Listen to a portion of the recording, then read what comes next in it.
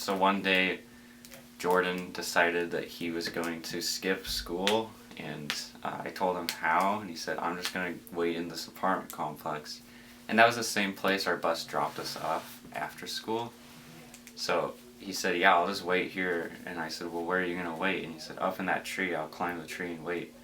So we had phones at the time, I guess. And as soon as I got on the bus, I was like, all right, bye, Jordan. And I could see him in the tree, like, sitting up there. And I texted him, like, throughout the day, and he's like, yeah, I'm still in the tree.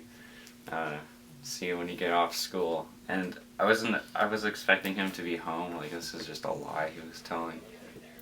But after school, I got off at the bus stop, and I see him in the tree, and he's just playing games on his phone.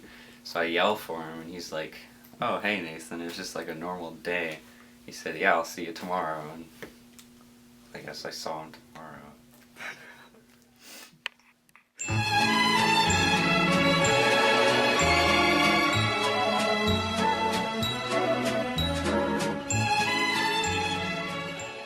What's the most hilarious experience you've had?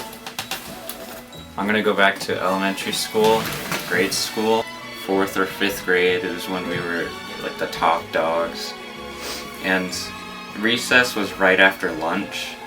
So some of us wouldn't eat lunch. We would just go to recess because that was allowed. So me and my friend, his name was Chris, and then a couple of other people who we didn't really like. We went to recess first almost every day until the principal started catching on. And so there was this really big play structure, and there's this rickety bridge that you could run across and it would like make noise and people would jump on it.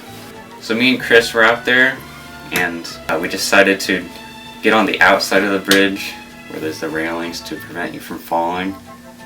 And we would act like we were jumping for our lives. And I'd say, Chris, don't jump! And I'd be on the bark chips, like, pretending like I'm dying. And then the principal walks over and he's yelling our names, like, screaming at us. He said, kids, I need to talk to you in my office immediately. And we were like, okay. We were outside during lunch, and we shouldn't have been. So he brings us into his office, and we're both, like, shaking. And, like, Chris is looking at me, and I'm, like, swallowing. I got that feeling in my throat. And he's like, boys, that's very messed up. You can't do that. And we were so confused. And Chris is still looking at me, and we're just looking back and forth at the principal. And he says, you can't talk about suicide like that. I mean, jumping off of bridges, that's not okay. And so I just started crying. And Chris was, he's still shaking. He's just like looking at the principal, swallowing. And then I just keep crying. He's trying to calm me down. And like, I'm sorry, I keep apologizing to the principal. And I remember the day after that, Chris and I were like the most serious grade school students ever.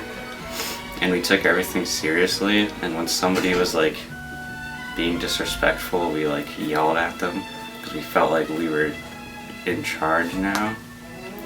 So we ate lunch, and then like in the most polite way we would sit with our hands in our laps, and then they would come dismiss us so we could go out to recess.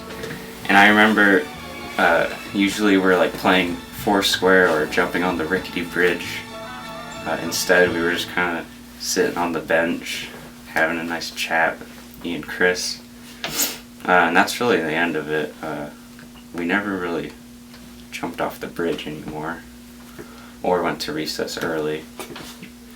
And I lost communication with Chris after I graduated from grade school.